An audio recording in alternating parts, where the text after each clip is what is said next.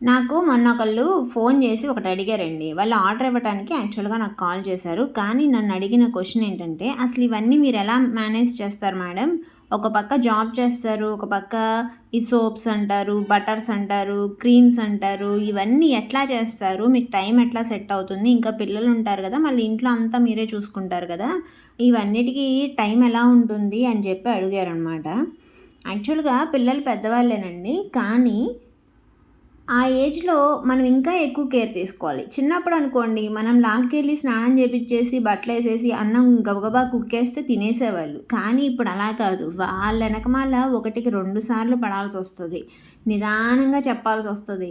అసలు మామూలు టాస్క్ కాదు. బట్ నాకేంటంటే మంచి కోఆపరేషన్ ఉంటదండి. ఇంట్లో అందరూ కోఆపరేట్ చేస్తారు. అందుకని చెప్పి నేను ఏ పనైనా ఈజీగా చేసుకోగలుగుతాను.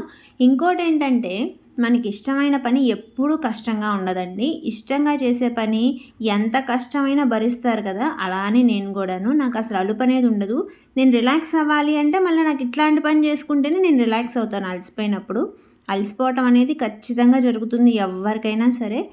కానీ నా రిలాక్సేషన్ మళ్ళా నా వర్కే నా రిలాక్సేషన్. ఎయిదర్ వంటలన్నా చేస్తాను, లేకపోతే ఇట్లా నాకు సోప్స్ కానీ, లేకపోతే ఈ మధ్య కాలంలో క్యాండిల్స్ వేస్తున్నానండి. అవైతే చాలా ముద్దుగా అనిపిస్తున్నాయి. డైసీ ఫ్లవర్స్ క్యాండిల్స్ చేస్తున్నాననమాట. అవి కూడా చాలా బాగుంది. ఇవే నా రిలాక్సేషన్ అండి. ఇంకా కొత్తగా అంటూ ఏం లేదు.